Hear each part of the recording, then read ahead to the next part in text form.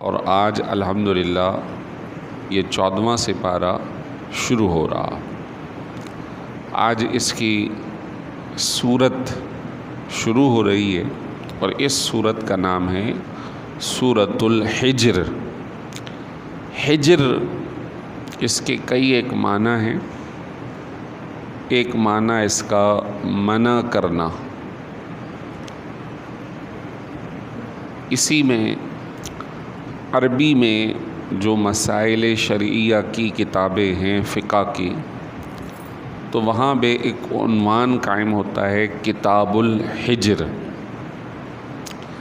یہ جو عدالتی کارروائی سے منسلک لوگ ہوتے ہیں ان کے احکام۔ حجر کے معنی منع کرنا، جیسے کہ بہت سارے لوگ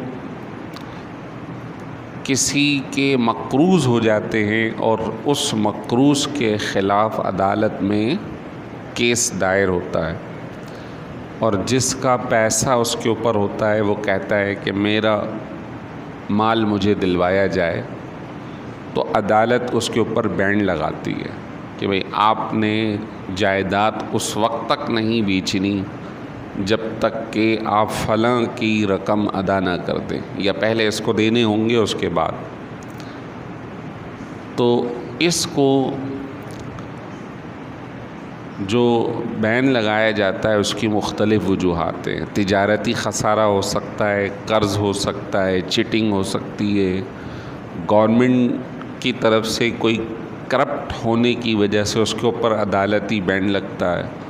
تو اس طرح وہ لوگ جن کو اپنے پیسوں کو موبلائز کرنے کی اجازت نہیں ہوتی، موو کرنے کی اجازت نہیں ہوتی، جیسے کہ ECL ہمارے ہاں چلتا ہے، ایگزیکٹ لسٹ، پاکستان سے جو لوگ جانے والے ہیں ان لوگوں میں ان کا نام شامل نہیں ہونا چاہیے، یہ نہیں جا سکتے، ان کے لیے دروازے بند ہیں۔ تو یہ ایک حجر کا لفظ کہلاتا ہے عربی میں۔ اور ایک حجر کا معنی ہے عقل مندی۔ اصحاب الحجر سے مراد عقل مند لوگ۔ اور تیسرا ایک اس کا معنی جو قرآن میں آیا ہے، جس کے نام پر یہ نام رکھا گیا ہے، وہ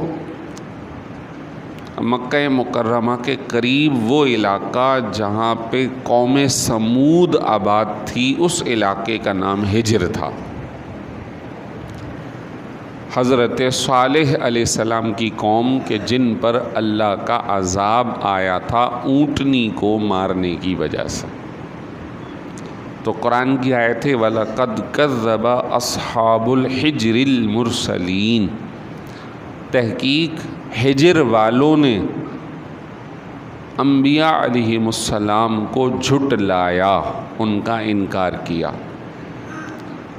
حالانکہ انہوں نے تو حضرت صالح علیہ السلام کا انکار کیا تھا، لیکن آیت یہ کہہ رہی ہے کہ انبیاء کو جھٹلایا۔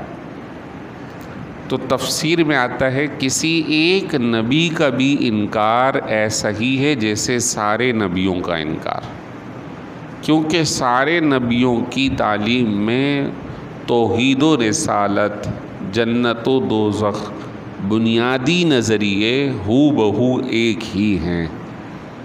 گویا ایک کا انکار سارے نبیوں کا انکار ہے۔ تو اس نام پر یہ نام سورہ حجر رکھا گیا۔ سورہ حجر 14واں سپارے کا آغاز ہے۔ ارشاد فرمایا کہ الف لام را، اس کا کوئی معنی نہیں ہے، یہ حروف مقطعات ہیں۔ ہاں، حدیث شریف میں ارشاد فرمایا گیا کہ ان کے پڑھنے پر الگ الگ ثواب ہے۔ الف پر الگ، لام پر الگ، را پر یا میم پر الگ، اور ایک نیکی 10 نیکیوں کے برابر ہے۔ تو اگر کسی نے صرف اتنا پڑھا، اس کو معنی سمجھ میں نہیں آیا، پھر بھی اللہ تعالیٰ اسے ثواب عطا فرمائے گا۔ اس سے تلاوت قرآن کی الگ اہمیت نظر آتی ہے کہ اگر کسی کو سمجھ میں نہ بھی آئے تب بھی تلاوت قرآن کا ثواب ضرور ہے۔ اس میں ان موجودہ لوگوں کا رد ہے کہ جو لوگ کہتے ہیں کہ قرآن کی تلاوت کوئی چیز نہیں ہے، حافظ بننا کوئی چیز نہیں ہے، یہ بیکار ہے، لوگ فضول میں رٹے لگا رہے ہیں، قرآن تو سمجھنے کے لیے۔ جیسے کہ موجودہ زمانے کا ایک شخص ہے، ٹی وی پہ بیٹھ کے یہ گفتگو کرتا ہے، جاوید احمد غامدی اور اس طرح کے دیگر لوگ، بولتے یہ تو حافظ لوگ فضول اپنا ٹائم ضائع کرتے، یہ یاد کرنے کی چیز ہے ہی نہیں، یہ تو سمجھنے کی چیز ہے۔ حالانکہ اب الف لام را اس کا کوئی معنی نہیں ہے، کوئی تفہیم نہیں ہے اور کہیں نہیں بیان کیا گیا، لیکن پھر بھی اس کے پڑھنے پر سرکار نے فرمایا ثواب ملے گا صلی اللہ علیہ وسلم۔ تو ایک لفظ سے ہی مسئلہ واضح ہو گیا، اور آپ صلی اللہ علیہ وسلم نے تلاوت کی بھی ہے، سنی بھی ہے، سنائی بھی ہے، یہ سارے کے سارے معمولات۔ آگے ارشاد فرمایا تلک آیات الکتابی و قرآن مبین، یہ کتاب کی آیتیں اور قرآن مبین کی آیتیں ہیں۔ اب کتاب اور قرآن مبین بات ایک ہی ہے، لیکن ڈبل لفظ استعمال فرمایا ہے۔ اس میں علماء نے فرمایا کہ اللہ کا کلام کبھی بھی حکمت سے خالی نہیں ہے۔ اگر ایک ہی چیز کے لیے ڈبل آیا ہے تو اس کا مطلب اس میں کوئی نہ کوئی حکمت پوشیدہ، اور اس کی حکمت یہ ہے کہ جہاں عرب میں قرآن نازل کیا گیا تو لوگ قرآن کو ایکسیپٹ نہیں کر رہے تھے، اس نام کو۔ وہ پچھلی جتنی بھی کتابیں تھیں ان کو صرف کتاب کہتے تھے وہ، جیسے تورات، انجیل، زبور، اور جو مکے کے قریب لوگ پرانے مذہب کے تھے انہیں اہل کتاب کہتے تھے۔ تو قرآن پاک نے ان کی زبان میں گفتگو کی کہ جس کتاب کو تم مانتے ہو یہ اسی کی آیاتیں ہیں، اور اس کا نام قرآن مبین ہے۔ تو گویا الگ سے نام بھی آ گیا اور ان کے سینس کے مطابق گفتگو بھی کر لی گئی تاکہ انہیں انکار کی مجال نہ ہو۔ آگے ارشاد فرمایا کہ ربما یود الذین کفروا لو کانوا مسلمین، عن قریب بس اوقات ایسا ہوگا کہ کافر تمنا کریں گے کاش وہ بھی مسلمان ہوتے، ایسی تمنا کریں گے۔ تو یہ 14واں سپارہ شروع ہو رہا ہے ان الفاظ سے کہ کافر عن قریب بسا اوقات یہ تمنا کریں گے کہ کاش وہ بھی مسلمان ہوتے۔ اب اس کی تفسیر میں آتا ہے کہ سرکار دو عالم صلی اللہ تعالیٰ علیہ وسلم نے ارشاد فرمایا، حضرت جابر رضی اللہ تعالیٰ عنہ راوی ہیں، فرماتے ہیں کہ میری امت سے کچھ لوگوں کو ان کے گناہوں کی وجہ سے عذاب دیا جائے گا، سو جب تک اللہ چاہے گا وہ دوزخ میں رہیں گے، پھر مشرکین ان کو عار دلائیں گے، شرم دلائیں گے اور کہیں گے تم اپنے ایمان اور اپنی تصدیق کی وجہ سے ہماری مخالفت کرتے تھے، اب ہم نہیں دیکھ رہے کہ تمہارے ایمان نے تمہیں کوئی نفع پہنچایا ہو، ہم تو نہیں دیکھ رہے، یعنی تم بھی یہی ہو اور ہم بھی یہی ہیں، تو تمہارے ایمان نے تو تمہیں نفع نہیں پہنچایا۔ تو پھر یہ دیکھیے، یہ بہت اہم ہے جو حدیث شریف، پھر اللہ تبارک و تعالی ہر موحد کو، ہر توحید کے اقرار کرنے والے کو دوزخ سے نکال دے گا، جو بھی اس کی سزا ہے اس نے بھگت لی، اور جب یہ مکالمہ آپس میں ہوگا مسلمانوں کو عار دلا رہے ہوں گے تو اللہ ہر موحد کو دوزخ سے نکال دے گا۔ اس کے بعد سرکار دو عالم صلی اللہ علیہ وسلم نے یہ والی آیت پڑھی کہ جس کا مطلب یہ بنتا ہے جب انہیں نکال دیا جائے گا تو ان قریب وہ تمنا کریں گے کاش ہم بھی مسلمان ہوتے تو ہمیں بھی جہنم سے نکال دیا جاتا۔ تو گویا ایمان بہت بڑی نعمت ہے، اس کی جتنی بھی قدر کی جائے کم ہے، اس کی جتنی بھی حفاظت کی کوشش کی جائے کم ہے۔ ایمان سے پھر جانا، سرکار دو عالم صلی اللہ علیہ وسلم نے فرمایا جیسے کوئی شخص آگ میں گر جانے کو ناپسند کرتا ہے کہ کوئی اسے پکڑ کے آگ میں ڈال دے، اس کو ناپسندیدگی ہوگی، کوفت ہوگی، تکلیف ہوگی، اس سے کہیں زیادہ وہ اپنے آپ کو کفر میں جانے سے کراہت محسوس کرے، ناپسندیدگی محسوس کرے۔ ایک اور حدیث شریف حضرت ابو سعید خدری رضی اللہ تعالیٰ عنہ فرماتے ہیں اللہ تعالیٰ مشرکوں کے ساتھ مسلمانوں کو بھی دوزخ میں ڈال دے گا۔ مشرکین کہیں گے تم دنیا میں یہ گمان کرتے تھے تم اللہ کے محبوب لوگ ہو، پھر کیا وجہ ہے کہ تم ہمارے ساتھ دوزخ میں ہو؟ جب اللہ تعالیٰ ان کی اس بات کو سنے گا تو ان کے لیے شفاعت کی اجازت دے دے گا مسلمانوں کے لیے، پھر فرشتے، انبیاء، مومنین سب شفاعت کریں گے، حتیٰ کہ اللہ کی اجازت سے انہیں دوزخ سے نکال دیا جائے گا۔ جب مشرکین یہ معاملہ دیکھیں گے کہیں گے کاش ہم بھی ان کی مثل ہوتے، ہم بھی ان کے ساتھ دوزخ سے ہمیں بھی نکال لیا جاتا۔ پھر اللہ تعالیٰ کا یہ فرمان صادق آئے گا۔ تو یہ آیت مبارکہ ان لوگوں کے لیے۔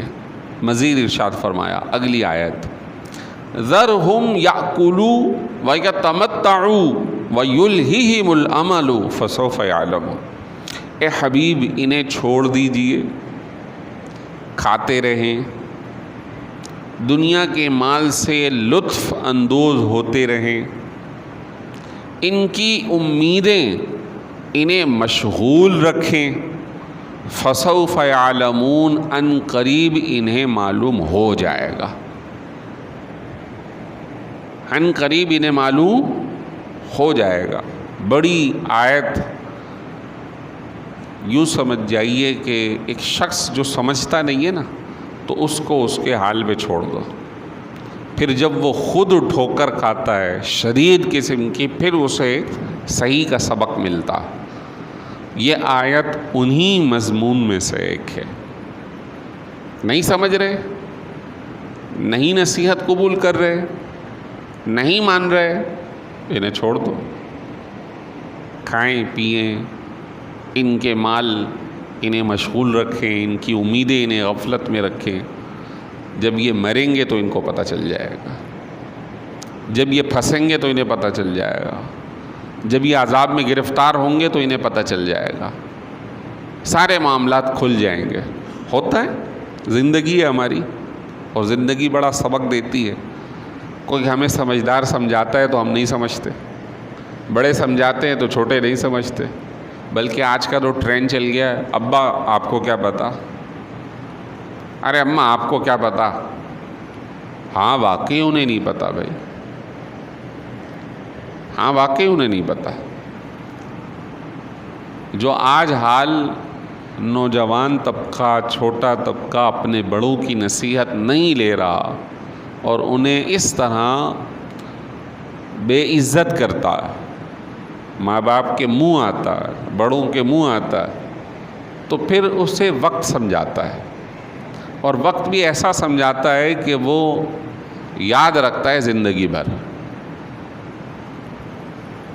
جیسے کہ ایک چھوٹی سی مثال ہے، آج کل نوجوان بچے ہوں یا بچیاں ماں باپ کی عزت پامال کرتے ہوئے اس موبائل کے ذریعے زندگیاں آگے خود گزارنے کی کوشش کرنا چاہتے ہیں، بڑوں کی بات نہیں مانتے، تو پھر ان کے گھر بہت جلد ٹوٹ بھی جاتے ہیں، پریشانیوں کا شکار بھی نظر آتے ہیں۔ کاروباری معاملات میں بھی اسی طرح کی کیفیتیں ہیں، پڑھائی کے معاملات میں بھی اسی طرح کی کیفیتیں، تو ایمانیات کا بھی اسی طرح لوگ نہیں سمجھ رہے۔ تو اللہ فرمایا کہ چھوڑ دیں انہیں، کھائیں پئیں لطف اندوز ہوں، پھر ان قریب انہیں پتہ چل جائے گا۔ یہاں پہ ان کی امیدوں نے انہیں غفلت میں ڈالا ہوا، یلہہم العمل، منصوبوں نے انہیں غفلت میں ڈالا ہوا۔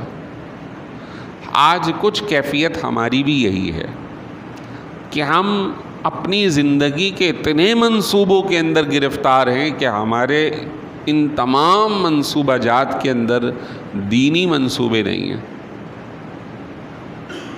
اور جیسے جیسے ہماری زندگی بڑھتی ہے ہماری دو طلب بڑھنا شروع ہو جاتے ہیں۔ ایک طلب عمر کی، یار اور تھوڑی مل جائے، اور ایک طلب مال کی، اور اس مال کی طلب کے اندر پھر بسا اوقات ہم اوورآل سوسائٹی کا ماحول یہی ہو گیا کہ پھر وہ جیسے بھی ہو گزارا بس کرنے والی بات ہے، وہ حلال ہو حرام ہو اس کی تمیز نہیں بسا اوقات رہتی، اور ہم نے اپنا گزر بسر کرنے کی سوچنے کی فکر شروع ہو جاتی ہے۔ تو اپنے منصوبہ جات کے اندر کوئی دینی منصوبہ بھی داخل کرے، اپنی اولاد کی تربیت کے اندر کوئی دینی منصوبہ بھی داخل کرے، اسے میں یہ پڑھاؤں گا، اسے یہ پڑھاؤں گا، یہ کاروبار کرواؤں گا، لیکن کیا اسے دین کی اتنی بات سکھا دوں گا، یہ بات اس تک پہنچا دوں گا، دین کی یہ تربیت کروا دوں گا، بیٹی کو رخصت ہونے سے پہلے مسائل شریعہ سکھا دوں گا، اسے گھر والوں کی خدمت کا طریقہ سکھا دوں گا، یہ ہمارے منصوبہ جات میں نہ مردوں کے ہے نہ عورتوں کے۔ عورتیں تو سمجھ جائیں، میں سمجھتا ہوں کہ آج کے زمانے بیچاری ہیں، بہت زیادہ بیچاری ہیں، ان کے لیے ہم نے تربیت کا کوئی بھی دائرہ نہیں رکھا ہوا، کوئی بھی نہیں۔ وہ اپنی زندگی بس اپنے گھر کے اندر رہ کر چار دیواری میں گزر بسر کر رہی ہیں، زیادہ سے زیادہ ہم نے ٹی وی، موبائل اور اس طرح کی چیزیں فراہم کر دی ہیں، اور انسانی نفس ایسا ہے کہ وہ اسے ایسا نہیں ہے کہ ہر وقت کسی دینی کام میں لگا کے رکھے گا، بلکہ یہ نفس ایسا ہے جو دنیا کی طرف بہت جلدی سے جاتا ہے۔ تو اس کی تربیت کے لیے اپنی بیٹی کی، اپنی بہن کی، جو میرے ماتحت ہیں، اس کے لیے میں نے کیا کیا ہے، میرے منصوبہ جات میں اس کے لیے کیا ہے، یہ ہم سب کے لیے سبق ہے۔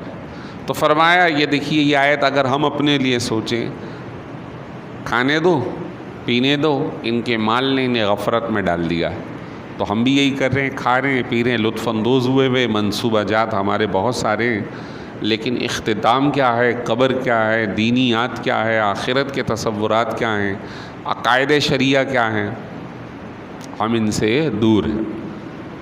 الحمدللہ مردوں کو پھر بھی یہ سہولت میسر ہے، مسجد میں محفل ہے کوئی نہ کوئی، خواتین اس سے خالی ہے۔ میں کئی مرتبہ کہہ چکا ہوں کہ اگر خواتین کی ہوئی میلاد کی محفل بھی ہوتی ہے تو وہ بالکل الگ ہے، ہمارے یہاں وہ بالکل الگ ہے، کوئی تربیت نہیں ہے۔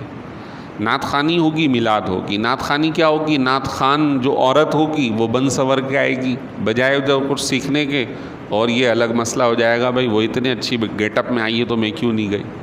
اس نے کیا سکھانا ہے، اس نے کچھ بھی نہیں سکھانا، اس نے رٹے رٹائے کلمات سنانے، اور اس کے بعد جو بھی اس کے حصے کا لفافہ ہے وہ لے کے اس نے چلے جانا ہے۔ اس نے ماحول میں اپنی بہن بیٹیوں کو جو اس کے ساتھ جڑی کیا سکھایا، کچھ نہیں۔ تو تربیت ہمارے یہاں نہیں ہے، اس بارے میں ہمیں سوچنا چاہیے، یہ بھی ہمارا حصہ ہیں، یہ بھی ہماری ذمہ داریاں ہیں، بیٹیاں بھی بہن بھی، ان کے لیے بھی سوچنا ضروری ہے۔ تو فرمایا ان کو ان کے منصوبہ جات نے غفلت میں ڈالا ہوا۔ ایک اور بات دیکھیے، نماز پڑھ رہے ہیں، نمازوں کے اندر بھی ہمارے منصوبے شروع ہوئے ہوتے، فلاں جگہ جانا ہے، فلاں کام کرنا ہے، فلاں یہ کرنا ہے، فلاں کی شادی میں جانا ہے۔ تو ہماری تو عبادت بھی منصوبوں سے خالی نہیں، یہ حال ان کا تھا۔ ہاں بس اتنا فرق ہے، الحمدللہ ہم مسلمان تو ہیں۔ اچھا، اس کے اندر ایک اور بات جو شرعی نقطہ نظر سے، کیا منصوبہ جات آئندہ زندگی کے بنانا منع ہے؟ تو شرعاً منع نہیں ہے، بس وہ منصوبہ جات شریعت کے احکام کے خلاف نہ ہوں، وہ شریعت پہ عمل کرنے کے متصادم نہ ہوں۔ منع نہیں ہے کہ آپ کاروبار کے لیے منصوبہ بنائیں، تعلیم کے لیے منصوبہ بنائیں، گھر تعمیر کرنے کے لیے منصوبہ بنائیں، لیکن ایسا نہ ہو کہ پھر پوری زندگی ہی اس کے لیے چلے جائیں اور دین کے لیے، اعمال کے لیے، آخرت کی تیاری کے لیے۔ ہماری جو سرکار دو عالم صلی اللہ علیہ وسلم کی احادیث کا ذخیرہ ملتا ہے، تو آپ نے تو بہت سخت لوگوں کی تربیت فرمائی ہے۔ حضرت عبداللہ ابن عمر اپنی والدہ کے ساتھ مل کر، کچا گھر تھا، درار پڑ جاتی ہے دھوپ کی وجہ سے، تو مٹی اور بھوسا ملا کر اس کا گارا لیپا کر رہے تھے، لپائی کر رہے تھے۔ تو وہ حضور آ گئے پیچھے سے، کیا کر رہے ہو عبداللہ؟ فرمایا گھر چٹک گیا ہے، اسے مٹی لگا کے پختہ کر رہے ہیں۔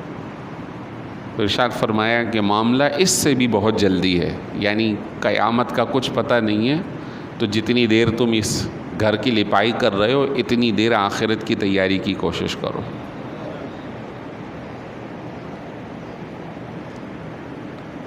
ایک مرتبہ بیٹھے ہیں تو پیچھے سے آ کر حضور نے کندھوں پہ ہاتھ رکھ دیا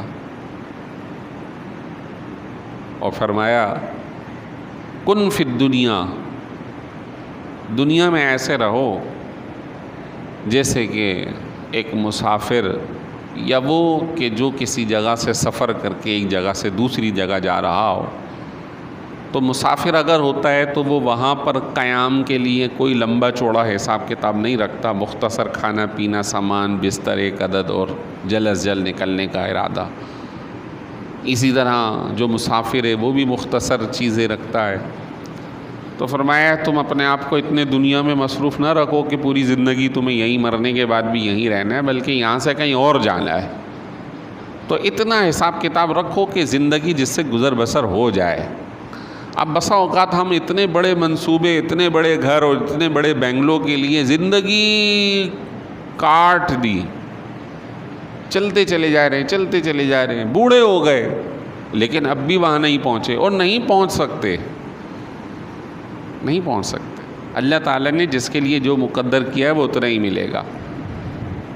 کوشش کریں، لیکن اتنی نہیں کہ زندگی کا سارا دار و مدار اسی پر ڈال دیا، اور آخرت کو، اللہ کی بارگاہ میں حاضر ہونے کو، صدقہ و خیرات کو، زکوٰۃ کو، اپنے عزیز و قارب کی خیر خواہی کو، رشتہ داروں کی خیر خواہی کو، سب کو چھوڑ دیا اور صرف اسی منصوبے میں لگے ہوئے ہیں۔ تو زندگی تو جو اس گھر میں رہنے والے کی ہے اتنی ہی گزر رہی ہے جتنی کہ اس گھر میں رہنے والے کی۔ تھوڑی سی سہولیات کا فرق ہوگا، لیکن اس کے لیے اپنے دل کو اتنا بٹھا دینا کہ زندگی اسی میں ہی کٹ جائے، یہ صحیح نہیں ہے۔ فرمایا وَمَا أَهْلَكْنَا مِنْ قَرْيَةٍ إِلَّا وَلَهَا کتاب معلوم، ہم نے جس بھی بستی کو ہلاک کیا ہے اس کے لیے ایک تحریر معلوم موجود ہے، یعنی اس کے لیے تقدیر لکھی ہوئی ہے۔ نہ کسی کو جلدی فنا کے گھاٹ اتاریں گے، نہ کسی کو دیر سے، جس کے لیے جو وقت مقرر ہے وہ اس کے لیے ہو کر رہے۔ ما تسبق من امت اجلہا وما یستأخرون، کوئی گروہ اپنے مقررہ وقت سے نہ آگے بڑھ سکتا ہے نہ پیچھے ہٹ سکتا ہے۔ یہاں تک آ کر آخرت کا ایک تصور تھا وہ پیش کیا ہے۔ آئندہ انشاءاللہ پھر بقیہ آیتیں آئیں گی۔ اللہ تعالیٰ سے دعا ہے جو سیکھا سمجھا اللہ تعالیٰ ہم سب کو عمل کی توفیق عطا فرمائے۔ دنیا کے منصوبوں کے ساتھ، دنیا کے معاملات کے ساتھ آخرت کی یاد، آخرت کے معاملات کو بھی اپنے منصوبہ جات میں شامل کرنے کی توفیق عطا فرمائے۔